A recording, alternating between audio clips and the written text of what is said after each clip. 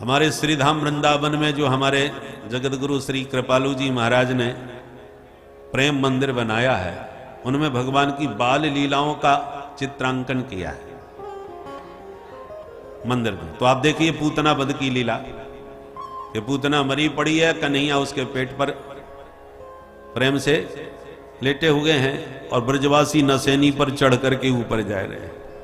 ब्रजवासियों ने लाला को उतार के मैया की गोद में दिया और मैया का मुस्कुराते हुए जब प्रभु ने स्तनपान किया तो मैया की जान में जान आई। भाई छोरा मेरो तो ठीक ठाक है, कहां मिलो?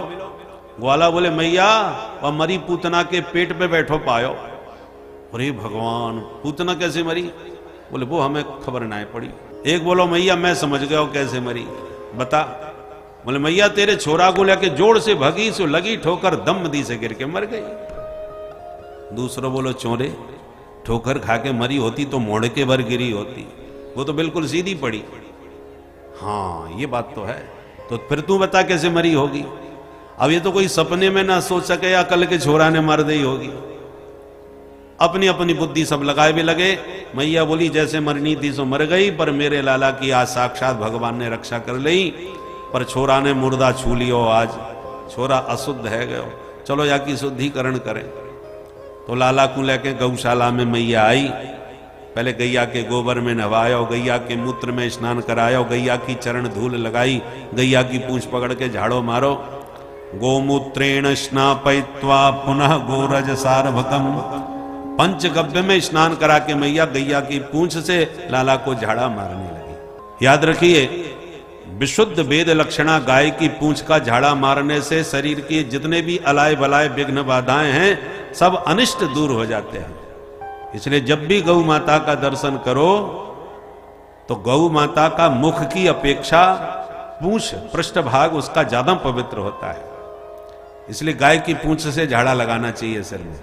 बच्चों का जब जन्मदिन आवे तो बच्चों को गाय की पूंछ से झाड़ना चाहिए उस दिन, ताकि उसकी अलाय बलाय अनिष्ट सब दूर हो जाए। तो मैया मंत्र पढ़ पढ़ करके लाला को गाय की पूंछ से झाड़ने लगी। इंद्रियाणी हृषिकेश प्राणा नारायणो वतु, श्वेतुदीप पतिश्चित्तम मनो योगेश्वरो वतु। 8 श्लोकों से मैया ने जो मंत्र पढ़े हैं इसको बाल रक्षा कवच कहा जाता है। तो गाय की पूंछ से इन 8 मंत्रों के द्वारा पढ़ करके झाड़ दो तो बच्चों के सारे अमंगल अनिष्ट सब भाग जाते हैं। तो मैया तो झाड़ा फूकी करने में लगी और इतने में नंद बाबा आ गए मथुरा से। ब्रजवासियों ने घेर के कहा बाबा गजब है गए हो, आप चले गए मथुरा, पूतना घुस गई तेरे घर में और तेरे लाला को लेके भाग गई, पर बड़े गजब की बात अपने आप गिर के मर गई, देख वो पड़ी है। नंद बाबा बोले भाई ब्रजवासियों में मान गयो कि मेरो मित्र वसुदेव पक्को ज्योतिषी निकरो। अरे मैं जब मथुरा गयो तो मुझको वसुदेव मिल गयो, तो मोते देखते ही बोलो कि नंद बाबा मैं ज्योतिष को जानकार हूं और मेरी ज्योतिष विद्या बता रही है तेरे घर में बहुत जल्दी कोई संकट आवे वारो है, तू यहां से जल्दी भाग।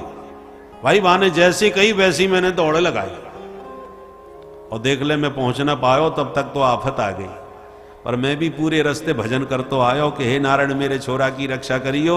देख ले मेरे भजन को चमत्कार जो नारायण ने कृपा कर दी और या पूतना में एक धमुकरा धर दिया और मर गई, और साक्षात प्रभु ने आज मेरे लाला की रक्षा कर ली। ग्वाला बोले बाबा बिल्कुल ठीक कही, इतनी देर से हम यही गणित लगा रहे थे कि आखिर ये मरी तो मरी कैसे। अब सब समझ में आ गई, ये सब तेरे भजन को चमत्कार है। भगवान ने साक्षात कृपा करी है तेरे ऊपर आज। एक ग्वाला बोलो बाबा अब जैसे भी मरनी थी वो तो मर गई, पर हमारे मथुरा गोकुल को रास्ता जाम कर गई, बीच रास्ता में मरी पड़ी। अब ये बताओ या कहां ठिकाने लगाएं?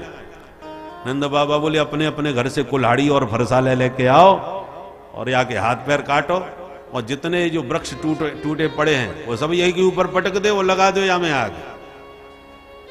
तो जितने वृक्ष टूट गए थे वो सब काट छांट करके पूतना के ऊपर पटक दिए, और जैसे अग्नि संस्कार किया तो ऐसी सुगंध निकली कि पूरा ब्रजमंडल सुगंधित हो गया।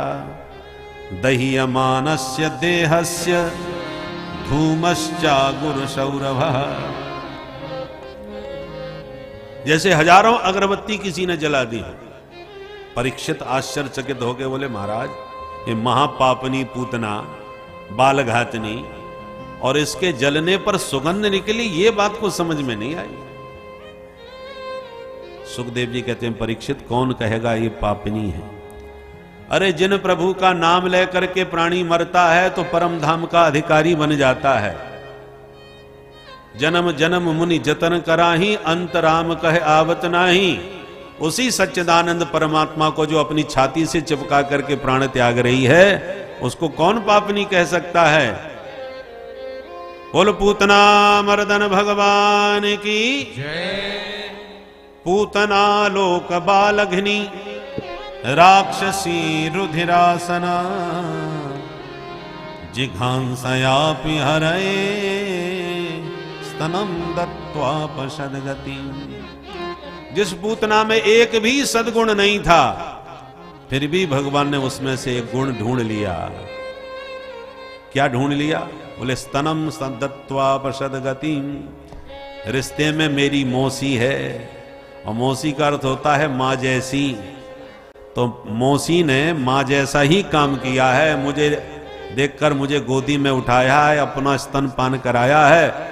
तो मौसी ने जब मां जैसा काम किया है तो मौसी को मां जैसी ही गति मिलनी चाहिए। इसलिए भगवान ने सारे पापों पर पर्दा डाल करके पूतना को मां के समान गति प्रदान कर दी।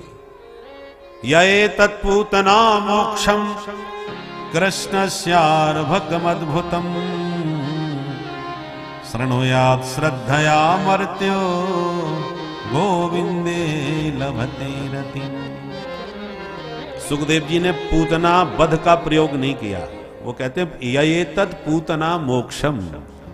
जिस प्रकार भगवान ने पूतना को मोक्ष प्रदान किया ऐसी सुंदर करुणामयी भगवान की इस कथा को जो भी प्राणी प्रीति पूर्वक श्रवण और वर्णन करेगा गोविंदे लभते रतिम। गोविंद के पाद पद्मों में उसे प्रगाढ़ प्रीति प्राप्त हो जाएगी। बोल भक्तवत्सल भगवान की जय।